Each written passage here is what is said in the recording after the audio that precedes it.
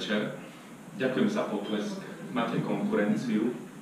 V nedeľu som mal svätú omšu v Nižnej Šebastovej a my zatlieskali po kázni. Boli hlučnejší ako vy.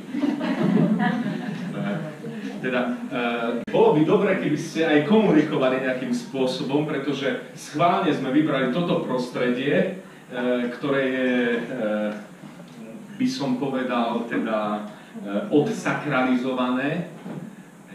Je to kaviareň, je to také profánne prostredie, aby sme sa tu tak dobre cítili. Neprišli sme na prednášku, chce to byť tak trošku biblická show.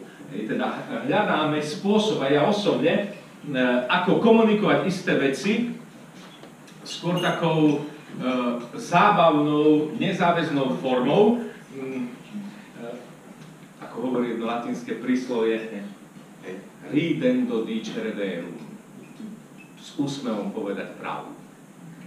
Niečo, čo príde takým nezáväzným spôsobom, čo sa nás možno dotkne práve vtedy, keď tlieskame, práve vtedy, keď sa tešíme, keď sa usmievame. Teda nechcem povedať, aby ste to nebrali veľmi vážne, chcem, aby ste sa v tomto prostredí a dnes večer, aby ste sa cítili jednoducho dobre, aby ste sa cítili uvoľnene, aby ste popíjali kávu, posrkávali čajíček, kto čo má, aby ste si dali pivo, keď vám chutí, aby ste nemali problém s týmito vecami, pretože tu nie je nič proti Bohu.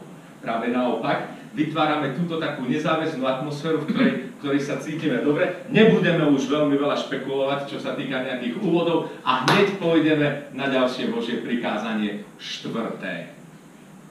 Cti svojho otca a svoju matku, aby sa predĺžili dni tvojho života, ktorý ti dal Pán tvoj Boh. Aby sa predĺžili dni tvojho života na zemi, tu na tejto zemi, ktorú ti dal Pán tvoj Boh. Snažím sa trošku aj ten preklad urobiť tak, aby to zodpovedalo čo najviac tomu hebrejskému originálu, lebo keď to prečítate dnes v slovenskom preklade, tak to bude znieť asi takto. Cti svojho otca a svoju matku, aby si dlho žil na zemi, ktorú ti dá Pán tvoj Boh. No, viete, že my zvykneme hovoriť o tých tabuliach, že teda sú dve, a tak prvé tri sa týkajú Boha, a potom sú tie ďalšie, ktoré sa týkajú ľudí a medziľudských vzťahov.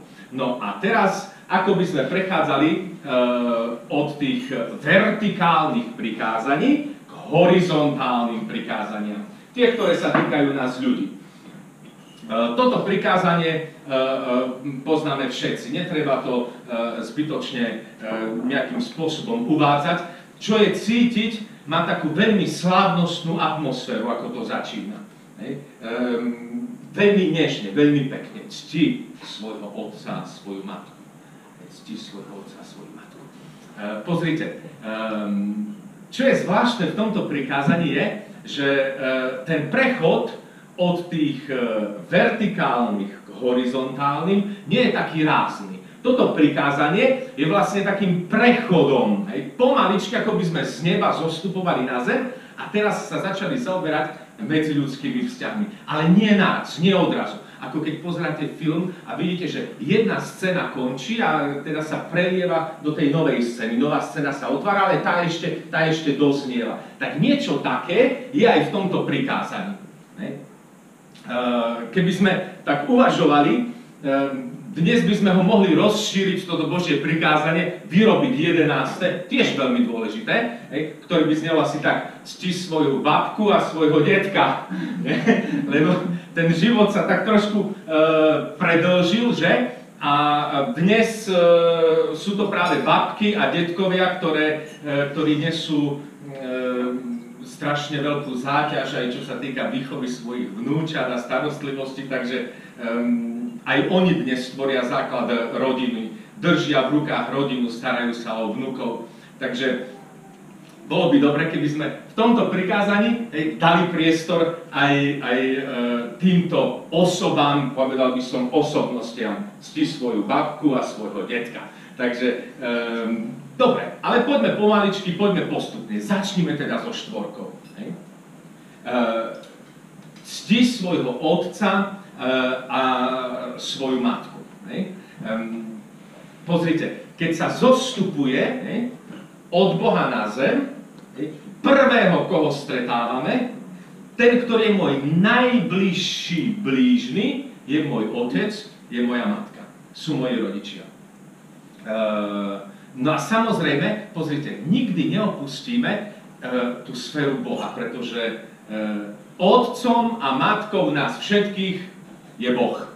Takže aj on istým spôsobom je súčasťou tohto prikázania. Takže tu cítime, že sa vlastne stretáva nebo so zemou. Tu sa tieto svety, ten svet božský a svet ľudský, prelínajú v tomto prikázaní. Čo vlastne nám chce Boh povedať? Hovorí o úcte. Ne? Je veľmi zvláštna vec.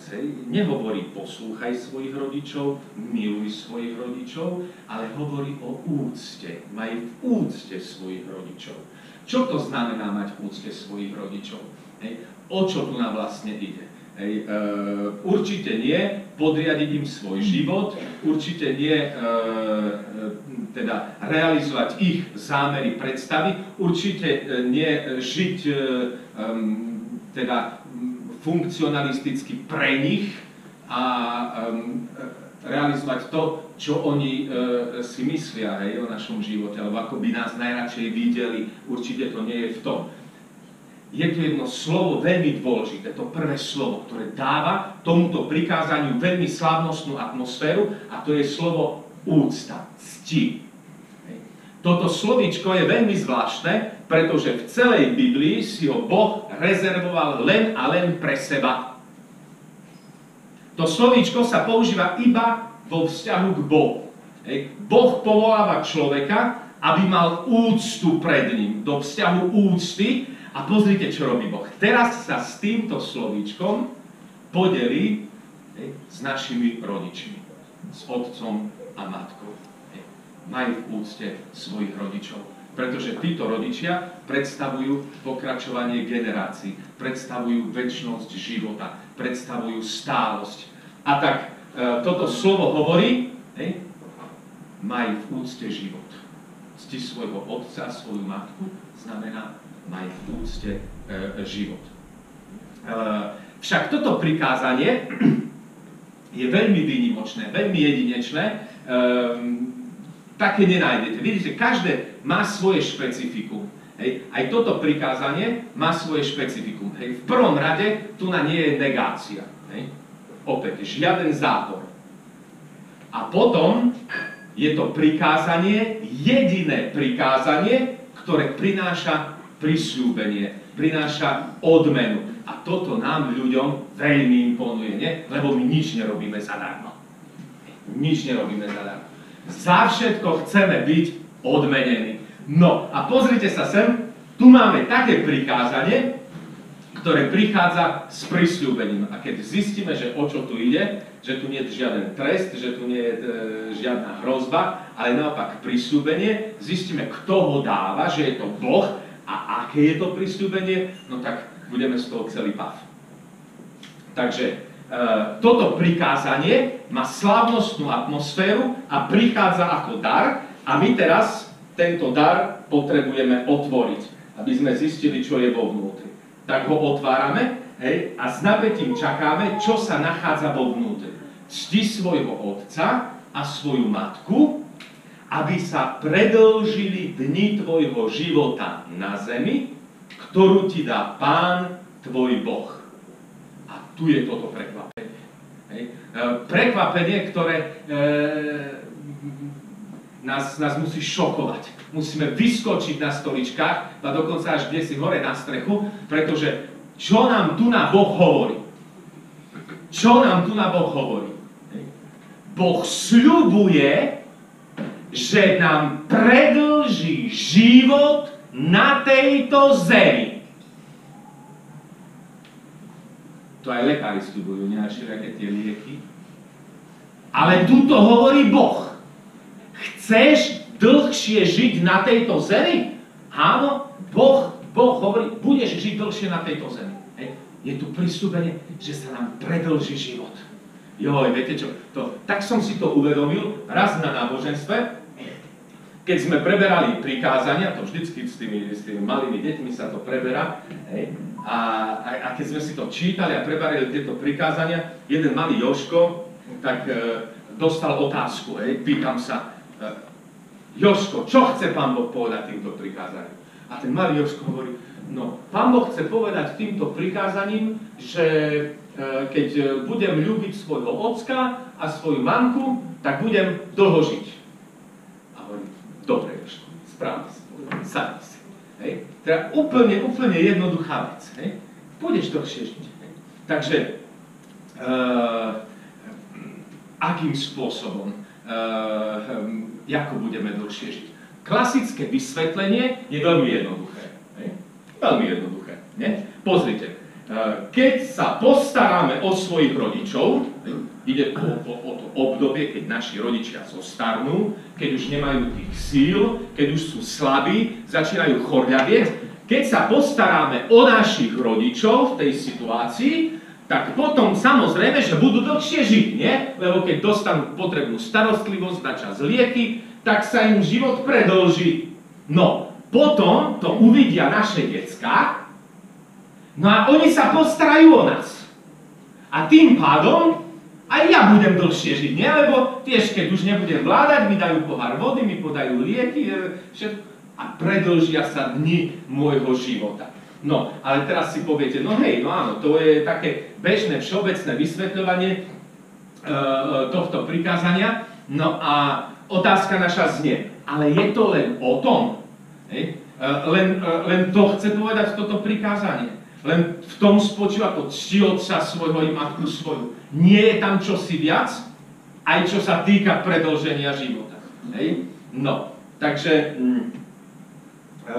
musíme hľadať čosi viac za týmto prikázaním. Hej? Ctiť si rodičov tak ako Boha, vážiť si ich, mať k nim úctu. To nie je len o tom, že sa o nich postaráme do konca života, aby teda nejakým spôsobom dožili, aby dlhšie žili a potom sa naše deti postarajú o nás a aj my budeme dlhšie žiť. Hej. Určite do tohto prikázania Boh ukryl aj čosi oveľa viac. Boh ukryl aj čosi oveľa viac. Hej. A čo to je to oveľa viac? Jedno obrovské tajomstvo života a toho kolobehu života, nie? Veľmi zaujímavé, že vlastne príde chvíľa, keď sa naši rodičia stanú našimi deťmi. Nie? Tak ako my sme boli ich deťmi, potom sa oni stanú našimi deťmi. Keď budú potrebovať našu pomoc, keď budú vo všetkom odkázaní na nás. No, a viete, že nie je väčšej nevďačnosti na tejto zemi, ako je nevďačnosť detí voči svojim rodičom. Veď títo rodičia nás všetko naučili. Všetko. Ako ísť na záchod, ako urobiť prvé kroky, ako jesť, a toto rob, a toto nerob, a tak teraz, a teraz toto, a tak. Všetko sme dostali od svojich rodičov. A potom príde chvíľa, kedy treba byť s nimi. Tak ako boli oni s nami, treba byť s nimi. No, a tu príde ten obrovský problém, nie? Ten obrovský problém tu príde. Hej. Že človek si potom vlastne uvedomí, tak počkaj.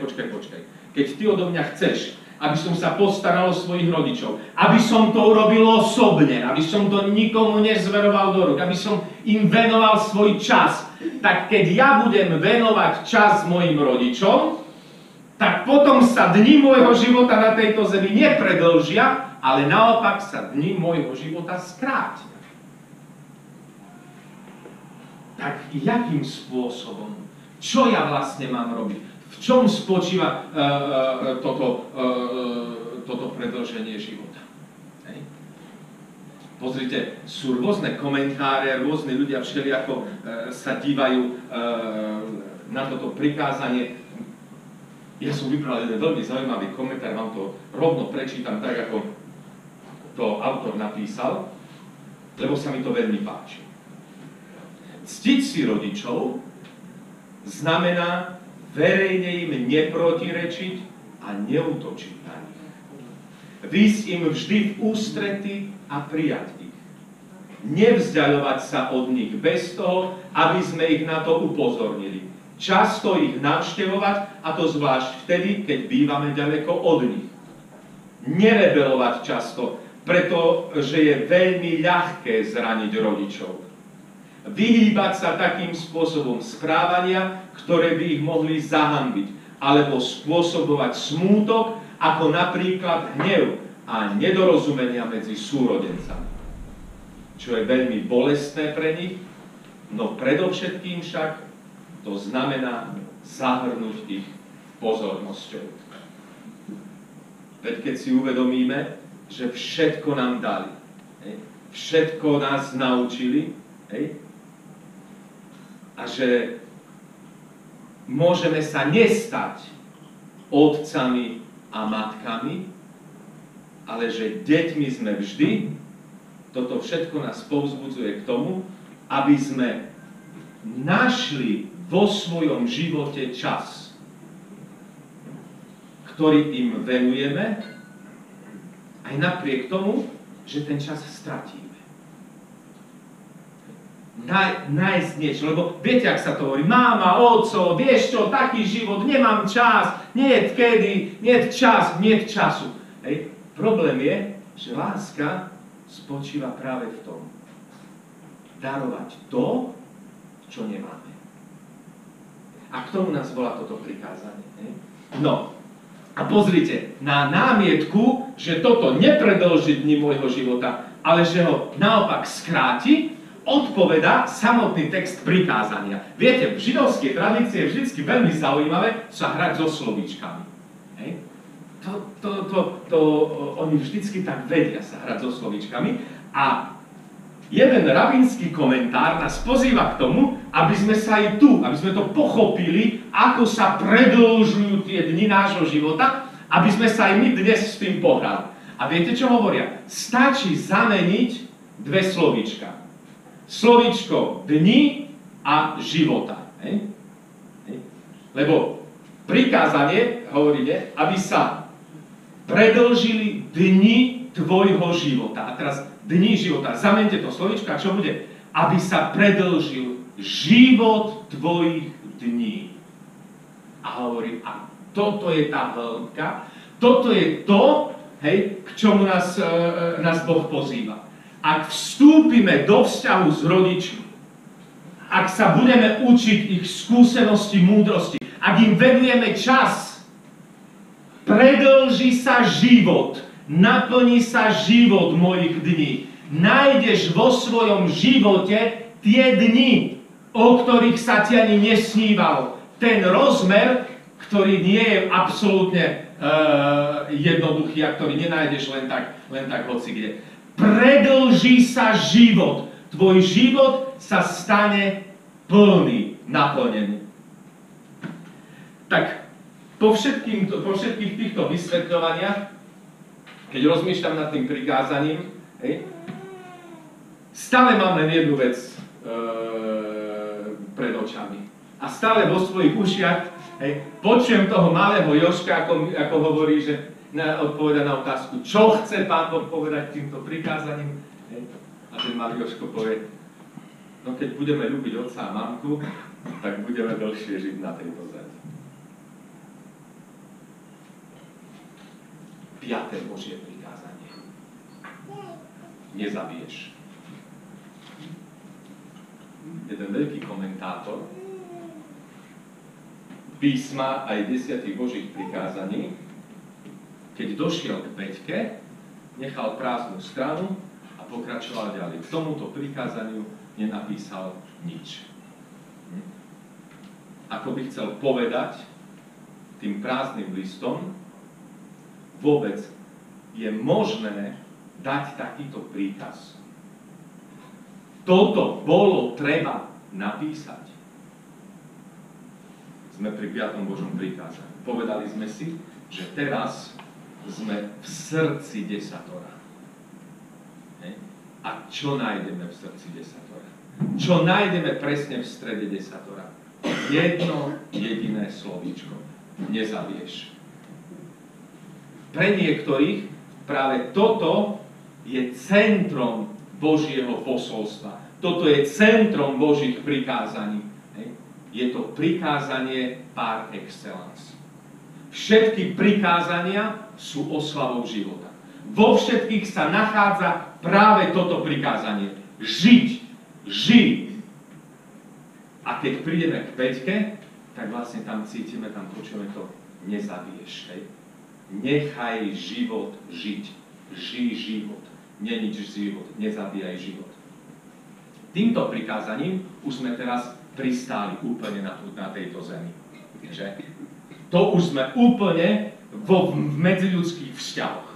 A pozrite, hej, keď začne Boh hovoriť o medziľudských vzťahoch, prvú vec, čo povie, nezabiješ. Čo to znamená? Že prvé, čo charakterizuje medziľudské vzťahy, hej, je smrť. Ľudia sa navzájom zabíjajú. Pozrite, pred desatorom bolo napísaných, vymyslených mnoho právnych kodexov, mnoho právnych noriem, ale až prvý raz v Biblii bolo zakódované zákonom, to nezabiješ. Prvý raz sa v Biblii hovorí, že neslobodno zabiť. Toto prikázanie z 3000 rokov dozadu je vlastne niečím úplne novým, neslýchaným, čo tu ešte nebolo.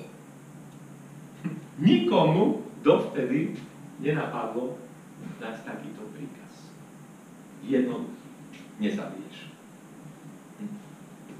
Tu sa objavuje po prvý raz v dejinách. No čo myslíte, keď to ľudia čítali? Súhlasili s týmto postojom, súhlasili s týmto zákonom. Človek sa začína pýtať, ako je možné? Ja nemôžem zabiť. A si predstavte, že toto slovíčko zaznelo vo chvíli, keď život otrokov mal cenu života jednej myši, kde zabiť bolo čosi úplne normálne, bezproblémové.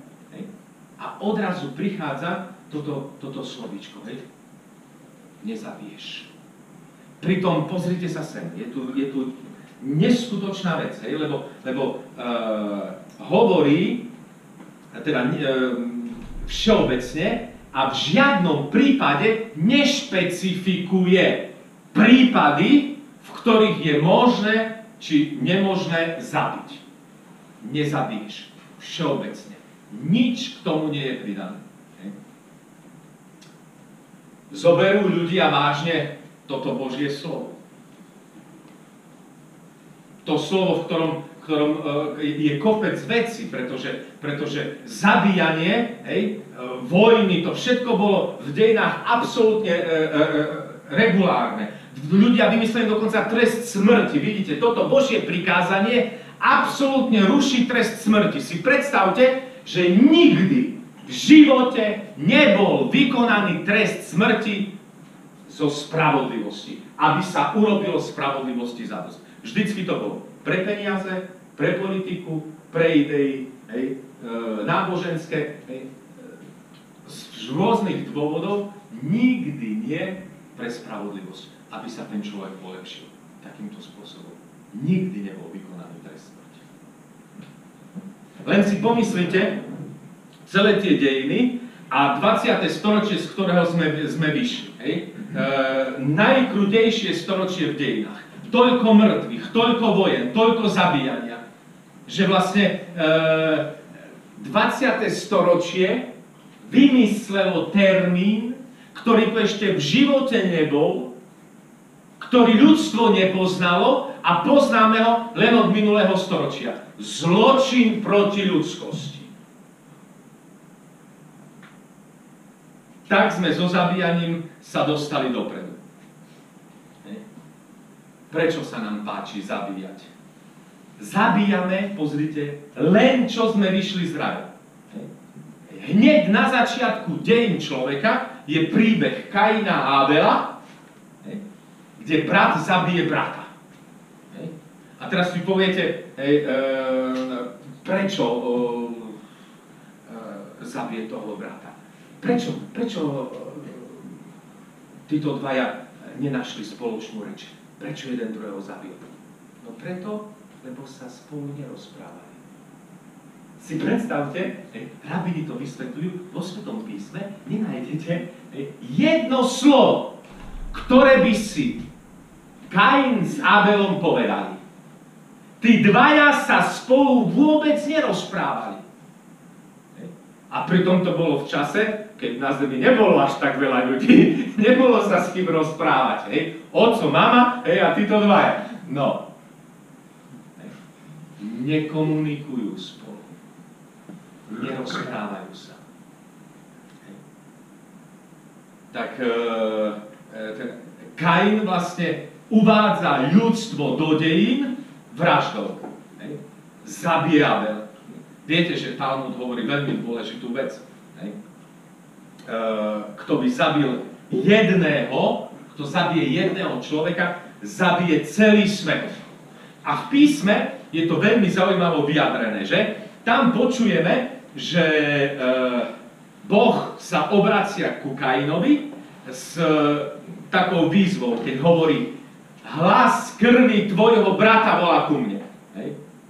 Len dávajte pozor, pretože v slovenskom preklade je to tak napísané: hlas krvi tvojho brata.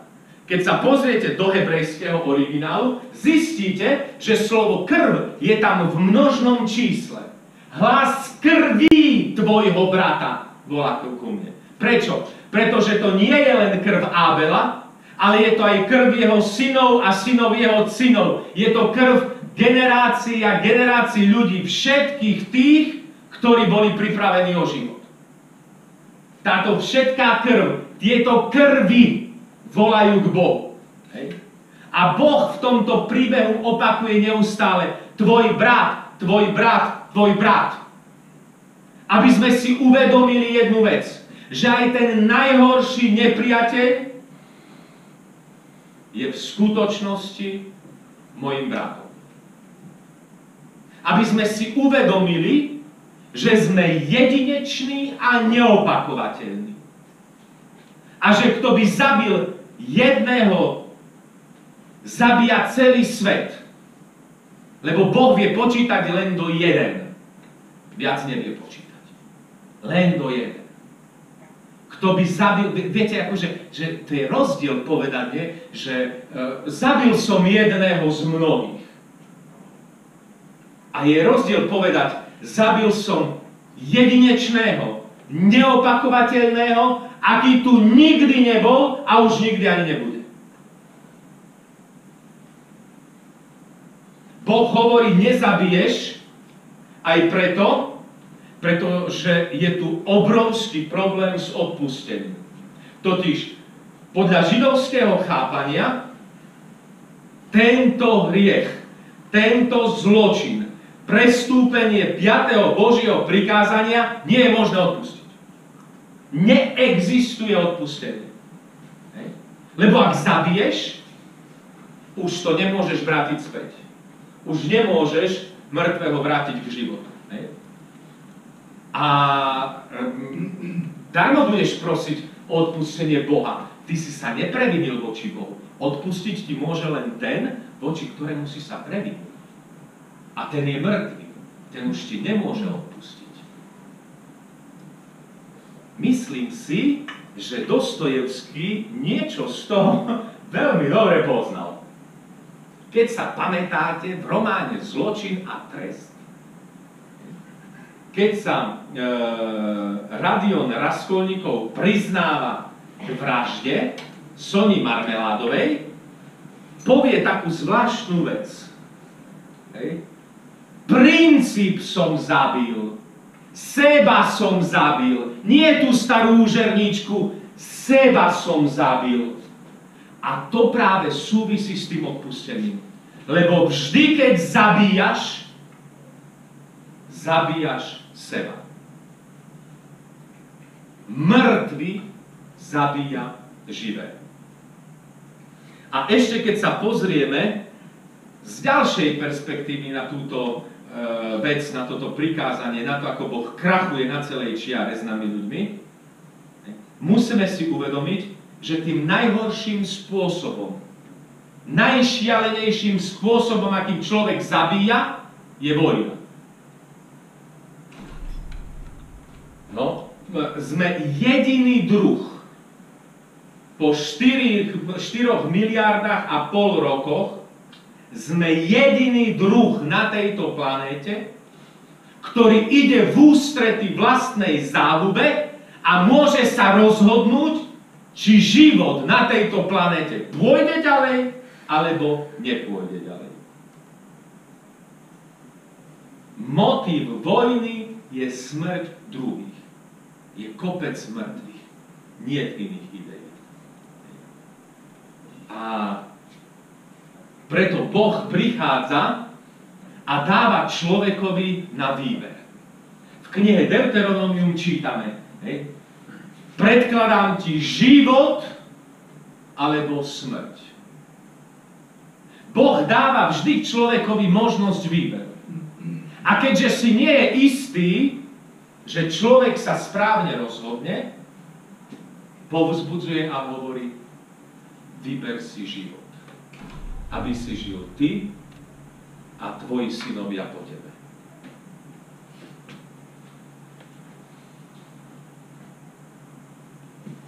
Šieste Božie prikázanie. Nescudzoložíš. A teraz si povede, počkaj, ale nás takto neučili na náboženstve. Nás takto neučili na náboženstve. To je čosi nové. No, v žiadnom prípade to neznamená nezosmilníš. No, asi 4 storočia dozadu cirkev nezmenila len číslovanie desatora, ale dokonca zmenila aj text. A to tu presne v tomto prípade. Nahradila slovíčko nescudzoložíš slovíčkom nezosmilníš. No a teraz nastane problém, nie? Nastane problém, pretože čo to vlastne to znamená, to nezosmilníš? Čo to je to smilstvo? Nebudeš konať nečisté skutky. Ktoré sú to nečisté skutky? Nie sú špecifikované, samozrejme, nie? Tak potom všetko, čo sa týka sexu, už je nečisté, zlé a hriešne. Nie? No, najväčšia sranda je vždycky s deťmi, nie? Ktorí sa prehrešujú proti 6. Božiemu prikázaniu. Idú na prvé sväté prijímanie. Prehrešil som sa proti 6. Ferko, čo si robil? Pľul som na zem. No pretože mu to znie, že nezosliníš. Takže vidíte, nastal tu jeden obrovský problém, nie? No. A tak cirkev začala vysvetľovať, že vlastne toto Božie prikázanie má dve časti. Hej. V prvej časti Boh zakazuje cudzoložstvo, čo je to pôvodné, originálne, biblické, tak ako to máme. A v druhej časti nám cirkev pripomínala, že toto Božie prikázanie vyžaduje od nás čistotu duše i tela. No a teraz máme tu jednu obrovskú čnosť čistoty. Čo je to čistota? Viete? No to je tá čnosť, čo si kňazi odovzdávajú z otca na syna.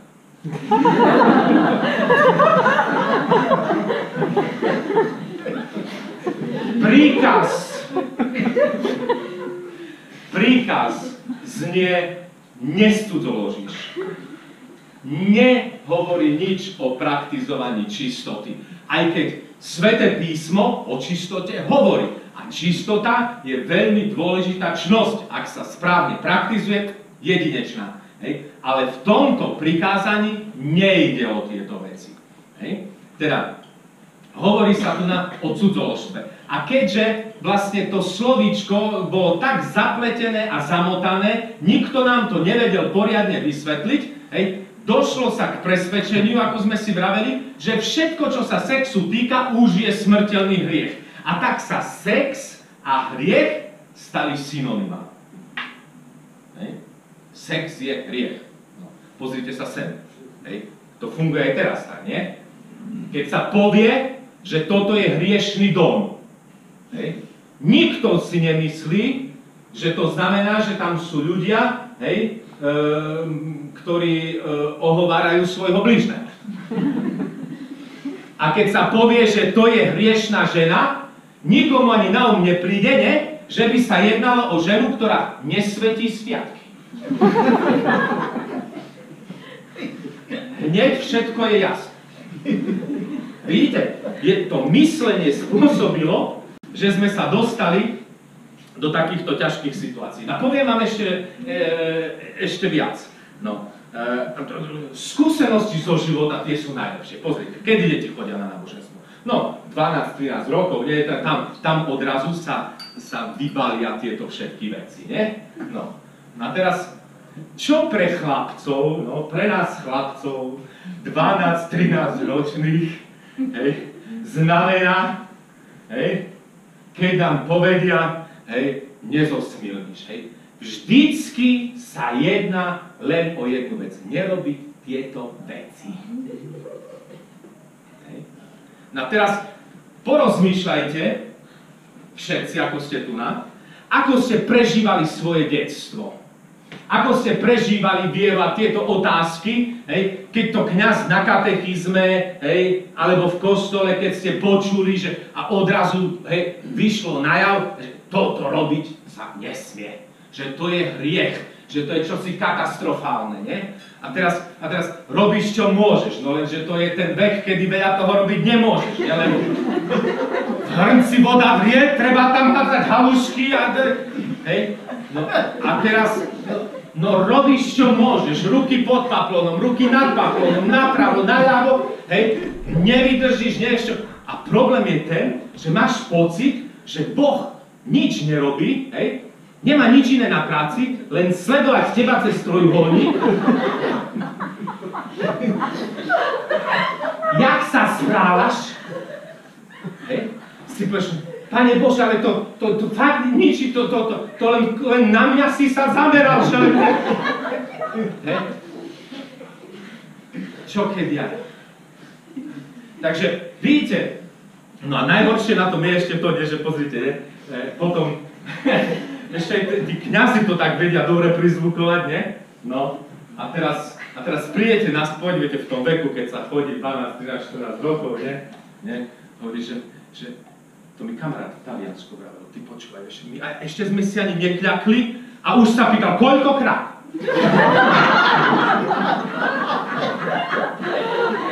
Hovorí, koľkokrát? Hovorí, to nie, že či si robil, či si nerobil. To, že si robil, to je 100%. Už len teraz treba povedať, koľkokrát. A mi hovorí, vieš čo, ja som bol úplne šokovaný z toho, hovorím, to ešte aj ten farár je jak Boh. On všetko vie. On to vie.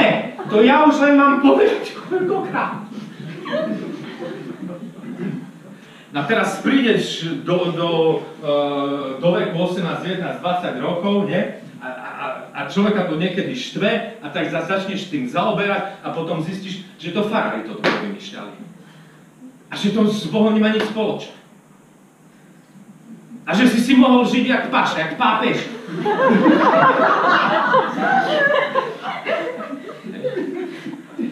Celé generácie ľudí, mladých ľudí zničení, zdeptaní kvôli tejto veci.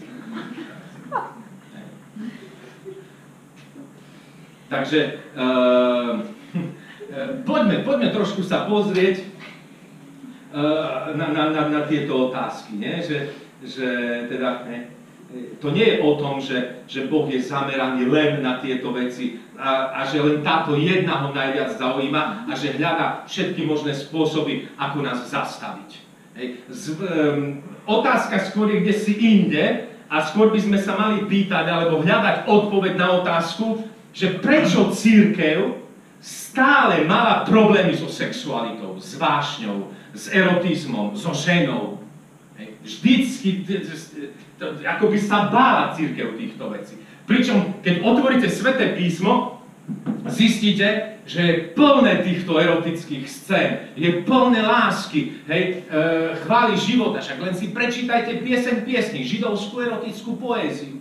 Hej. O ľudskej láske sa tam hovorí, o dvoch mladých ľuďoch, ktorí sa milujú, ktorí majú spolu sex. A tá láska, ten vzťah, tá sexualita nie je ničím ospravedlnená, len sebou sami. Láska, pre lásku, sex pre sex. Vzťah pre vzťah, oni dvaja, nikto viacej. A jeden z veľkých židovských rabínov, rabí Akiva, práve na túto knihu podal, aj Židia s tým mali problém. Nemyslíte si, že len v cirkvi. To už Židia s tým mali problém okolo roku 130, keď bolo treba dať dokopy záležitosti ohľadom Svätého písma 130 po Kristovi, keď Hadrian zhádzal v Jeruzaleme všetky posvätné kamene z buraného chrámu, zhádzal dole z chrámovej hory a Židia vedeli, že už je koniec a že už nikdy sa to neobnoví a to židovstvo musí prejsť opäť svojou paradigmou a zrodí sa niečo nové. To všetko sa stalo na koncile v Javne, dnes maličké mestečko, teraz skôr dedinka pri Tel Avive. Tam špekulovali nad tým, ako ten judaizmus pôjde ďalej. A začali kodifikovať knihy Svätého písma. Vyčlenili, povedali si, že ktoré sú teda tie, čo budú patriť do kánonu posvätných kníh a ktoré nie. No až prišli k pieseň piesni. No a zbožní rabíni si hovorili, že nie, toto nie, že to nemá úroveň, že to sú pijanské básničky, to sú piesne, čo si ožrani spievajú v krčme. To nemá nič spoločné s Božím slovom, so Svätým písmom. Až vtedy vstal rabí Akiva a povedal, celý svet nestojí toľko ako deň, keď Boh dal Izraelu pieseň piesň. Lebo to, čo bol pre chrám, čo bola pre chrám svätyňa svätých, to je pre kánon posvätných kníh pieseň piesní. A autorita tohto rabína spôsobila, že dnes aj my čítame o ľudskej láske, čítame poému na ľudskú lásku, na ľudskú sexualitu, na vzťah medzi ľuďmi. A hovoríme, že je to Božie slovo. Že je to plné ducha. Že je tam Boh prítomný. Lebo práve cez vzťah, cez sexualitu, cez vzájomnú blízkosť, sa najviac stretávame s Bohom. Najlepšieho môžeme zakúsiť.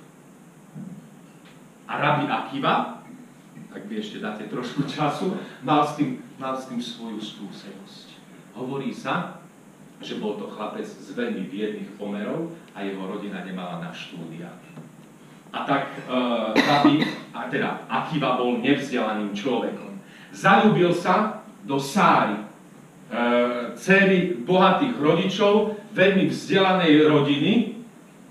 Aj Sára bola vzdelaná a chceli sa vziať. Lenže rodičia samozrejme jej bránili tomuto vzťahu, pretože chlapec hovorí, pri tomto chlapovi zomrieš. Veď ten nič nevie, ten nie je vzdelaný. To nie je možné. No a tak láska donútila toho chlapca, aby šiel študovať. Rokúce trávil na štúdiách a Sára, ktorá ho veľmi milovala, každý deň vychádzala na cestičku dívať sa, či náhodou Akiva sa nevracia. A po rokoch tak stála na tej cestičke a vidí, že sa blíži krdeľ učeníkov, žiakov, ktorí obklopujú učiteľa, rabína. A keď sa priblížili k nej, tak tí žiaci hovoria, preč z cesty, žena, nevidíš, kto ide? Rabí Akiva. A on, keď ju uvidel, povedal svojim žiakom, vychoďte z cesty preč, lebo neviete, kto je tá žena. Lebo keby nie jej, nebolo by Rabí Akiva. Takže aj on má svoju osobnú skúsenosť. A vidíte, ako sa pretavila, ako Boh použil jeho životný príbeh, aby nám povedal jednu veľmi dôležitú vec. Že vzťah, sexualita, ľudská láska je čosi krásne. sveté, posvetné. Teda čo chce Boh povedať týmto prikázaním? Nescudzoložíš. Už aj cirkev sa vracia k pôvodnému zneniu desatora. My som to konzultoval minule, my katechétky potvrdili, že už to takto majú v katechizmoch, tých zošitoch, či čo, podľa čoho učia deti. Takže pozrite, chvála Bohu, sa tieto veci dostávajú na správnu cestu. Teda, čo chce Boh povedať týmto prikázaním? No, nie je možné mať sexuálny vzťah mimo manželstva. A teraz si poviete, no, to ešte platí. Áno. Napísal to Boh osobne. Lenže, vidíte, darmo, no ten svet žije, ako by toto už neplatilo. Cudzoložstvo už pre našu spoločnosť nie je zločin. A nemravnosť, to už nie je problém, ale štatistika. Pozrite, zarážajúce je, ako môžeme ísť ďaleko, že vlastne cudzoložstvo sa naopak stáva terapiou. Je odporúčané, aj lekári ho odporúčajú. Keď už to manželstvo neklape, keď už tí dvaja sú znudení a už si nemajú čo povedať a tak ďalej, tak aj lekári, aj psychológovia odporúčia cudzoložstvo, aby sa ten vzťah oživil, aby to bolo ináč. Pozrite, dnes akoby na šťastné manželstvo nestačili dvaja, treba viac osôb. A keď kríza prerastie do toho, že sa ako si nečakane rozvádzajú, potom vina vždycky je všetkých troch. Takže pôvodne sa toto prikázanie týkalo iba muža. A zakazovalo mužovi mať sexuálny vzťah s vydatou ženou. Pozrite, my ťažko vnikneme do mentality, do myslenia vtedajšej doby, kedy jednoducho muži unášali, násilne sa zmocňovali žien, priviedli ich do druhého stavu, nechávali ich takýmto spôsobom ďalej žiť. Ženy boli trestané kruto smrťou za tieto veci. Teda my si nevieme predstaviť veľmi dobre, do akého prostredia zaznelo toto slovo. Toto slovo, ktoré je veľmi dôležité. Žena bola skutočne ohrozená. Ako sme si vraveli, ich krádli, unášali, znásilňovali. Teda, to malo svoj praktický význam. No ale my sa pýtame, aký je ten hĺbší význam tohto prikázania. O čo Bohu ide, keď nám dáva toto prikázanie. Nescudzoložíš. Pozrite, podľa židovského chápania, teraz možno vám poviem niečo také nové, čo ste ešte nepočuli. Viete, otázka večného života, života po smrti, tak ako to my vnímame, u Židov to nebola. Nemyslíte si, že Mojžiš, Abraham a Dávida, že verili vo večný život. V žiadnom prípade. To je myšlienka, ktorá sa rodí v Izraeli asi tak 130 rokov pred Kristom, počas povstania Makabejských. A v Ježišových časoch je to úplne nová myšlienka, nová predstava a vy všetci veľmi dobre viete, že tá spoločnosť židovská a náboženské myslenie bolo rozdelené a boli tu farizei, ktorí boli zástancami novej myšlienky života po smrti a boli tu saduceji, ktorí nepríjmali túto myšlienku a teda žili starú tradíciu, to pôvodné, čo bolo v Izraeli. Teda večnosť života bola zabezpečovaná v kontinuite života. V potomstve.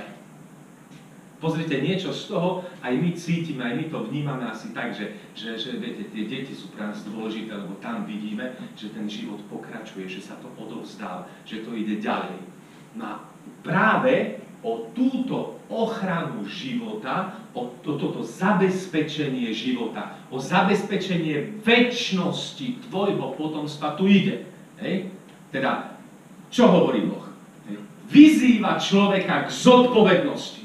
Keď chceš, aby tvoj život bol večný, aby tvoje potomstvo bolo večné, musíš mať istotu, že je to tvoje potomstvo. Ináč to nejde ďalej. Takže toto je úroveň veľmi zaujímavá, veľmi hlboká, ktorú tu máme, ale nám to nestačí. My musíme ísť ešte ďalej. Pozrite, cieľom tohto prikázania, nescudzoložíš, je ochrániť manželstvo. No áno, ochrániť manželstvo. Ale ešte by sme mohli povedať takto.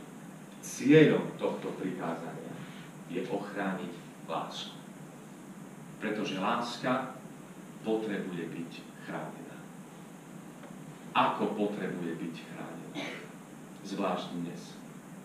Teda ide o ochranu lásky. Ide o ochranu jedného špecifického aspektu lásky a to je vernosť. Ide o kvalitu lásky. Boh chce povedať, neoddeluj lásku od vernosti. V tomto prikázaní je celá Biblia. A nielen celá Biblia. Je tam Boh s človekom, zmluva medzi Bohom a človekom. V čom spočíva zmluva medzi Bohom a človekom? No vo vernosti. Ja budem tvojim Bohom a ty budeš mojim ľudom, že? Je všetko presne takto tam je ako manželská zmluva. Kde Boh je verný, čo sa týka tejto zmluvy. A problém je na strane človeka, nie? Pozrite sa, celé Sväté písmo, nie? Jak to začína? Nádherne. Stvorením sveta, stvorením človeka, Adam a Eva, všetko. A jak to končí?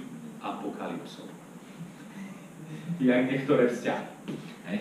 Takže všetko tu je v tomto prikázaní. Je tu tá vernosť. A keď hovoríme slovičko vernosť, ktoré v našom kontexte kultúrnom, v našej dobe už znie tak zastaralo, ošúchane, blbo, musíme povedať jednu dôležitú vec, že práve vernosť je Božie meno. Boh sa volá vernosť. A vy to už viete, pretože sme si povedali, že aké je jeho meno? Ja som. A to znamená, ja som bol, ja som, ja budem. Nech sa deje čokoľvek v tvojom živote, so mnou môžeš počítať. A to je to, čo si povedia dvaja, keď stoja pred Božou tvárou a sú zjednotení v láske. Vzájomne si vyslovia Božie meno. Poukážu na tú najväčšiu kvalitu lásky a vzájomne si hovoria, nech sa deje čokoľvek v tvojom živote. Ja som, so mnou môžeš počítať. Ja som, ja budem. Ja zostávam verný. Toto Božie prikázanie, ako sme si povedali, je zamerané na muža. Teda v prvom rade je to príkaz, ktorý je daný mužovi.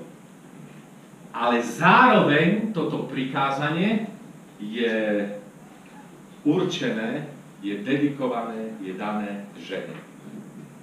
A ukončíme ho veľmi peknými slovami z jednej starobilej knihy, ktorá sa volá Talmud, kde sa hovorí toto. Daj veľký pozor pred tým, než rozplačeš ženu, lebo Boh počíta jej slzy. Žena vznikla z mužovho rebra, nie z nôh, aby bola šliapaná, ani z hlavy, aby bola nadradená, ale z boku, aby bola rovnocenná. Trochu nižšie od ramena, aby bola chránená. Zo strany srdca, aby bola milovaná.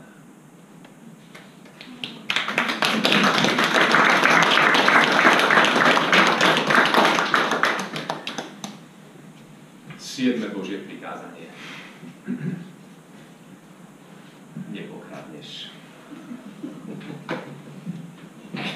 No, máme tu také prikázanie. Zdá sa, že to Pán Boh napísal pre Slovákov. Dokonca to vyzerá tak, že to napísal aj po slovensky. Keď to Mojžišovi diktoval, Mojžiš to písal, nie? A až prišiel k tomu, a Boh mu nadiktoval, nepokradneš. A Mojžiš, a to čo má znamená? Ty sa nič neboj, potom prídu Slováci. Že o čo sa jedná? No. Pozrite. Zo všetkých najmenej dodržiavané prikázanie. No. Ako ťažko to je pochopiť, toto prikázanie. No. Taktoré veci je nám ťažké pochopiť. Takedy rodičia hovoria deťom je, že synu, uč sa, kým si mladý. Bo si mladý, kým si malý, ti to páli. Zostarneš, už nič nepochopíš. Tak vyzerá, že toto prikázanie chápu už len deti.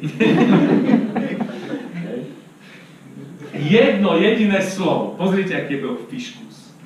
Povie jedno jediné slovo.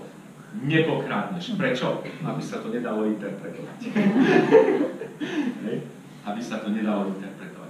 Keď hľadáme pôvodný zmysel tohto prikázania, tohto slova, je to oveľa serióznejšie, ako si myslíme.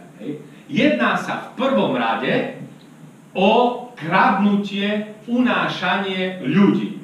Privlastniť si druhého, ukradnúť druhého slobodného človeka a predať ho za otroka. Ide tu o tento biznis s ľuďmi. A sme si vraveli, že Boh sa zjavuje aj v týchto prikázaniach ako osloboditeľ. Boh oslobodzuje všetkých. Boh je za slobodný život. Teda hovorí, nekradni život druhému. Si predstavte. 3500 rokov dozadu. Boh hovorí, že nie je možné privlastniť si život druhého človeka. Nie je možné vlastniť druhého človeka. Koniec otroctva. 3500 rokov dozadu. Kde bol vtedy Abraham Lincoln? No otrokári to nechceli, veď mali z toho biznis. Si poviete, no, to prikázanie znie tak starodávne. A neuvedomujeme si snať, že dnes to otroctvo je ešte horšie, rafinovanejšie a tvrdšie, aké bolo kedysi. Práca na čierno, za 1-2 eurá. Ženy kúpené a predávané na prostitúciu. Niet otroctva. Dnes študujeme, ako kradnúť. A tí, čo kradnú, nesedia za mrežami, ale sú vyobliekaní v kravatách, na sympóziách, jedia v dobrých reštauráciách, druhých si ich vážia a študujú, špekulujú nad tým, ako kradnúť. Dnes sa už za to nikto nehanbí. Naopak, ľudia sú za to uznávaní, podceňovaní. Kradnúť sa stalo normálne.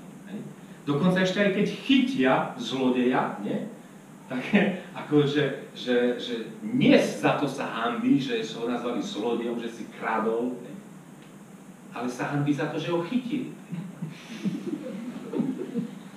Teda, čo znamená toto prikázanie? Všetci vieme, tak ako ostatné prikázania v časoch, v dejinách, aj toto sa istým spôsobom vyvíja, dochádza k evolúcii a preto my cítime, že v tomto slove Boh hovorí, kradnúť znamená aj urobiť svojim niečo, čo mi nepatrí a privlastniť si niečo, čo mi nepatrí bez súhlasu majiteľa.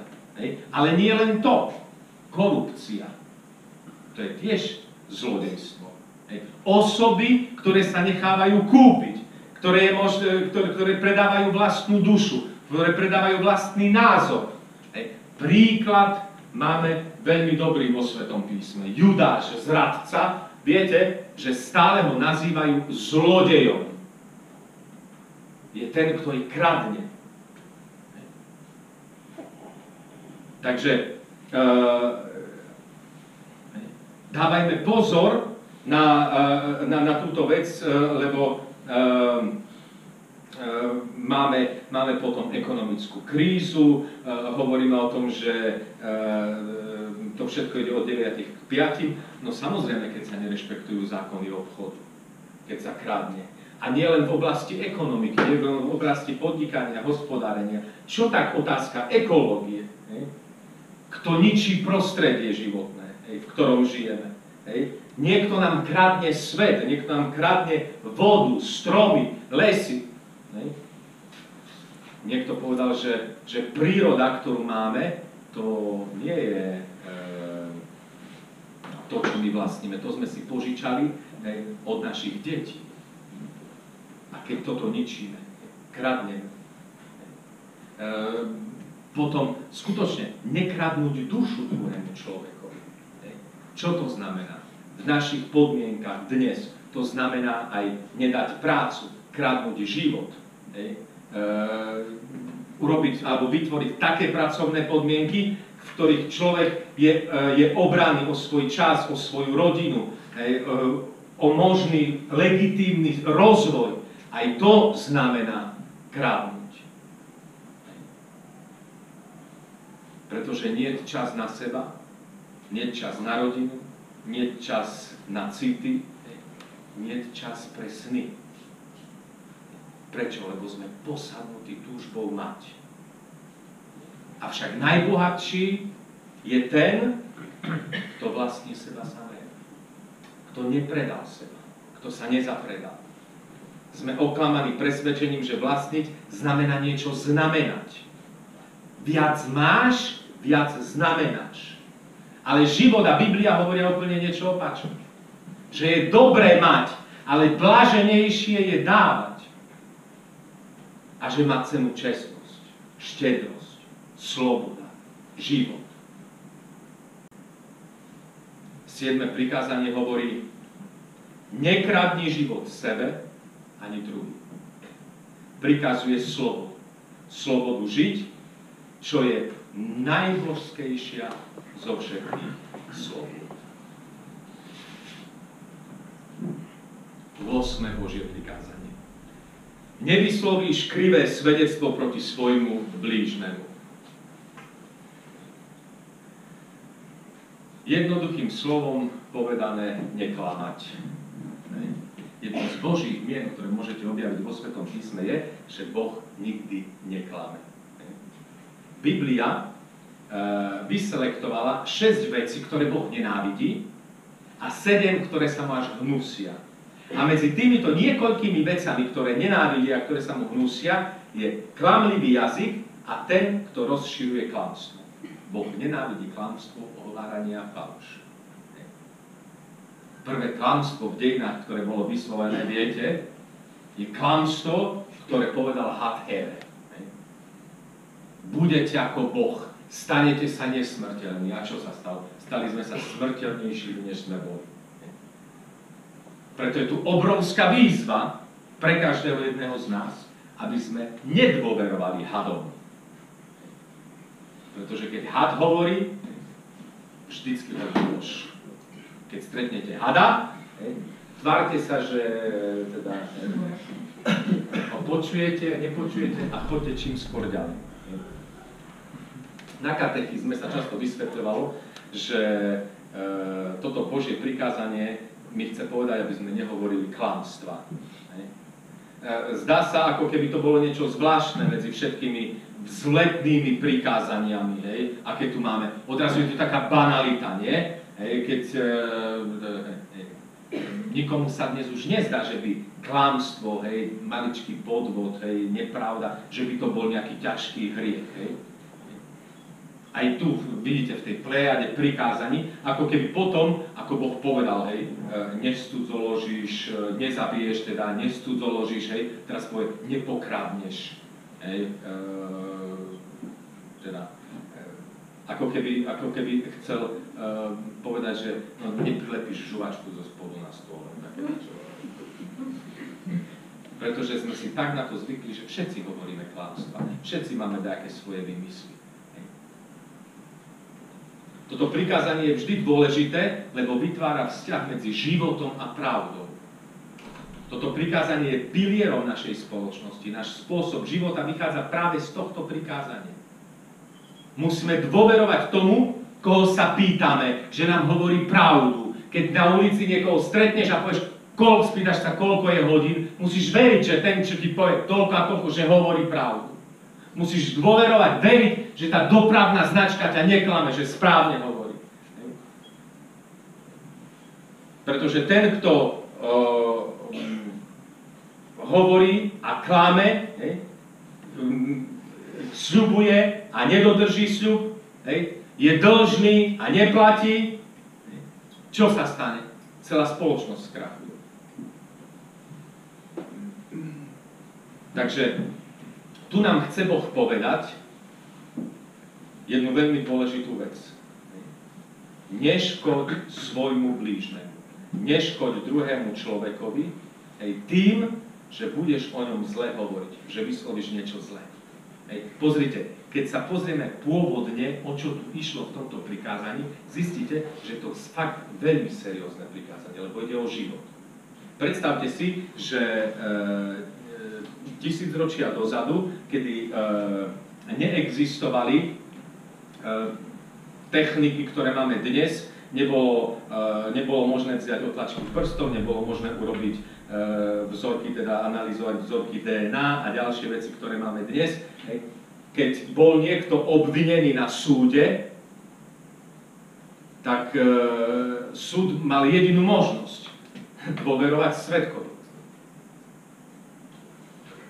Teda len svedectvo druhého usvedčovalo, či ten človek hovorí, teda či ten človek je vinný, alebo nie je vinný. A teraz si predstavte, že vlastne od toho svedka závisí život toho človeka. Že tvoje svedectvo môže ho zabiť.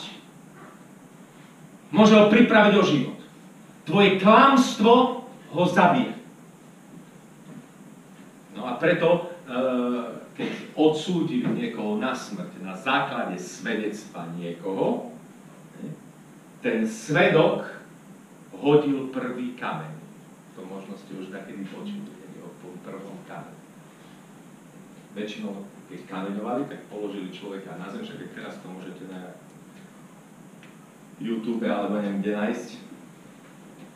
Položili človeka na zem a ten, kto hodil prvý kameň, vlastne toho človeka zabil, pretože zobral balvan a mu to pustil na hlavu, mu roztrieskal lebku. A ostatní potom už hodili kamienok, ako teda by vyjadrili to, že teda tiež majú účasť na odsúdení tej neprávosti, za ktorú bol človek takto potrestaný. A robil to svedok.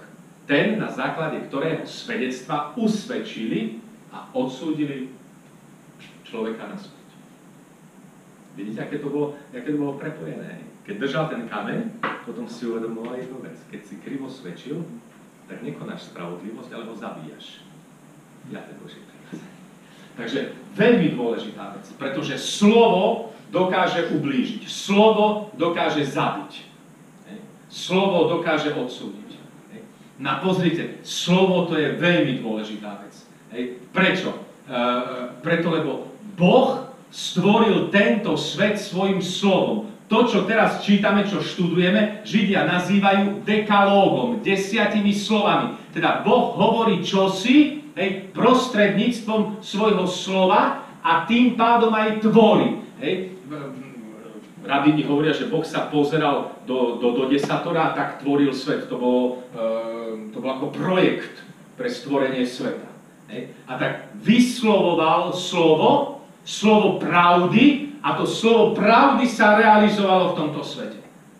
A nás Boh pozýva, aby sme slovom tvorili, aby sme boli spolu s ním tvorcovia sveta a nie, aby sme svojim slovom zabíjali. Takže je dôležité, aby sme boli v pravde. Ako hovorí Dostojevský, lebo krása je pravda a pravda je krása. No, a dostávame sa na koniec. Ešte chvíľočku vydržte. Dostávame sa na koniec. 9. a 10. Božie prikázanie. Teraz to robíme po židovsky. Teda, tieto dve prikázania spojíme dokopy a spolu si ich vysvetlíme, pretože je tu jedno veľmi zvláštne slovíčko, to len Boha mohlo toto napadnúť. Nikdy v žiadnej legislatíve, ani starej, ani novej, niečo také nenájdete. Prevratné, šialené, fantastické. Nie? Počúvajte. Takže pôvodne znie takto.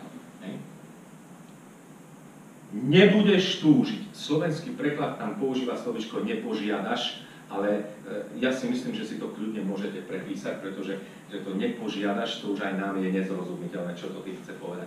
Teda poďme k tomu, aby to znelo skutočne tak originálne a pôvodne.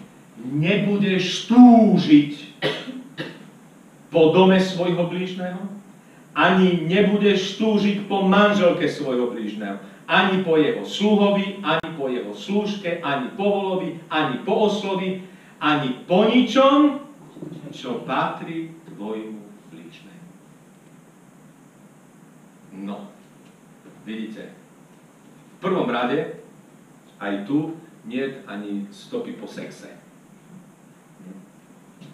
Jedná sa o vlastníctvo. Základný, prirodzený inštinkt, ktorý je v každom jednom z nás. Mať, vlastniť. A tu, vidíte, tu Boh vstupuje do najhlbšej intimity človeka, každého jedného z nás, pretože tam v tej intimite sa nachádzajú projekty, ktoré v živote chceme, túžime realizovať. Tam sa nachádza naša vôľa, tam sa nachádzajú taktiky, spôsoby, ako sa zmocniť niečoho, čo v živote chceme. Ako to urobiť svojím, ako si to privlastniť, nech to je moje vlastníctvo. A to prekvapko teraz tu príde. Boh povie, nebudeš túžiť. Nebudeš túžiť. Vidíte, dotýka sa toho, čo sú naše sny a túžby, čo sú naše plány, a to, po čom túžime, čím sa stávame, čím sa chceme stať a túžime, či bdieme alebo spíme stále. Latinský výraz, veľmi krásny, na túžbu je desiderium. A vlastne v tomto slove sa nachádza slovíčko sidera, čo v latinčine znamená hviezda. A tak túžba po latinsky vlastne je tá túžba po hviezdach. Dostať sa tam, kam človek nemôže dosiahnuť. Sme nekoneční v našich túžbách. Sme ako oceán, ktorý nemá brehy, ktorý nemôžeš naplniť, čo sa týka našich túžieb. Ale poviete si, no ale veď túžby, veď to je krásna vec. Každý z nás má nejaké túžby, každý z nás po niečom túži. To je dobre alebo zle. No, určite túžbu nemôžeme oddeliť od našej prirodzenosti. To, že túžime, je súčasťou nášho bytia, je súčasťou nášho života. No ale Boh zasiahne a začne regulovať ešte aj naše túžby. Poprvý raz v legislatíve sa toto objaví. Boh dá isté hranice aj našim túžbám. A teraz si poviete, no dobre, tak v pohode. Ale kto mi zakáže, aby som netúžil? Kto ma bude kontrolovať? Kto urobí, že teda, kto povie, či to áno alebo nie, či to je správne alebo nie? No kto? No ty sám. Ty sám. Ty sám sa odsúdiš, ty sám sa budeš kontrolovať, ty sám budeš svojím súdcom, čo sa týka tejto veci. Tento zákon je v nás.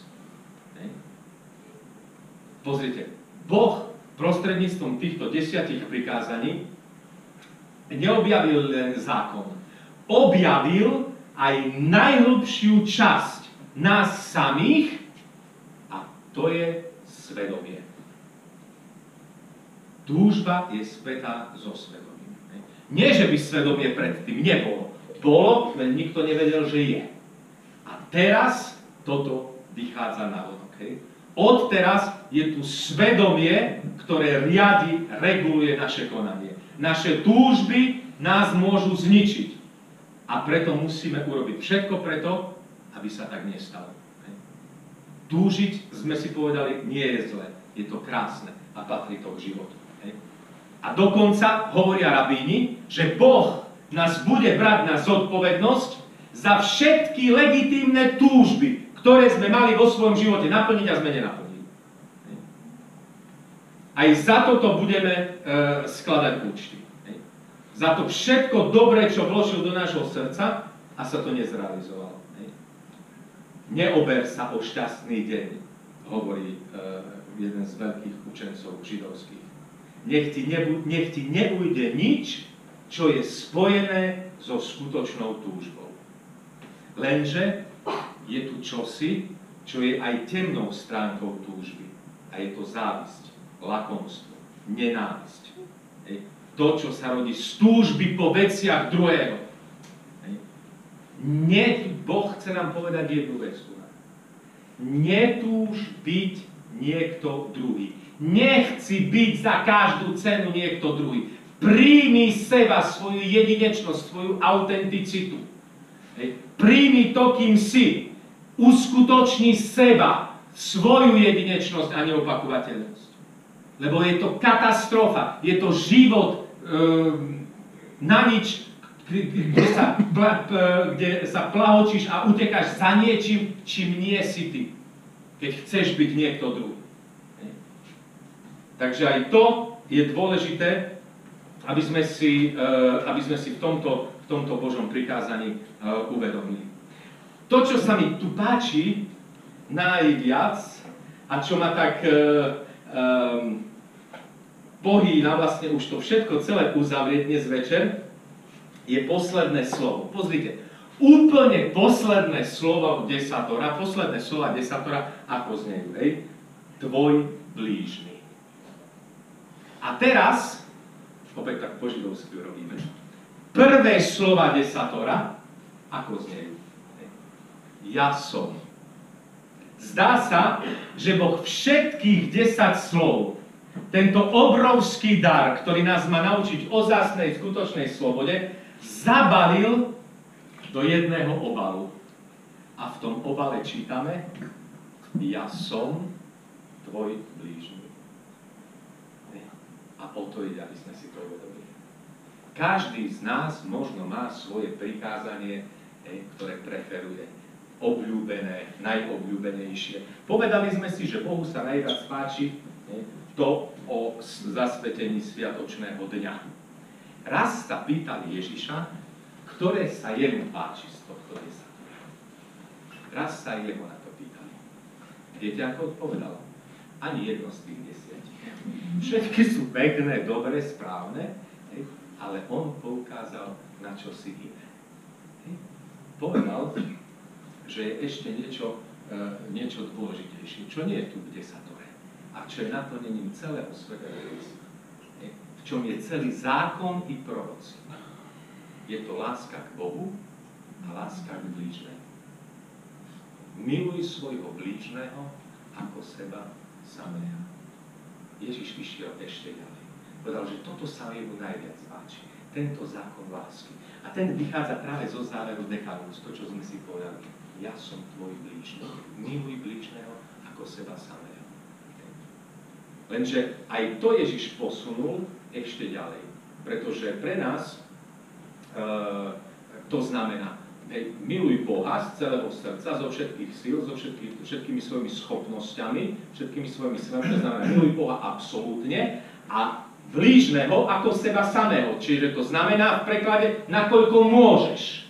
Teda je tam relatívna láska k blížnemu. Absolútna láska k Bohu, relatívna láska k blížnemu. Preto aj Ježiš, poukazujúc na lásku k blížnemu, posunie to do absolútne inej roviny. Absolútne novej roviny. A zatieni tým všetko, čo sme si tu povedali počas týchto dvoch večerov. a povie svojim učeníkom, ja vám dávam nové prikázanie. Miesto 10 len jedno. Milujte sa navzájom, ako som ja miloval vás.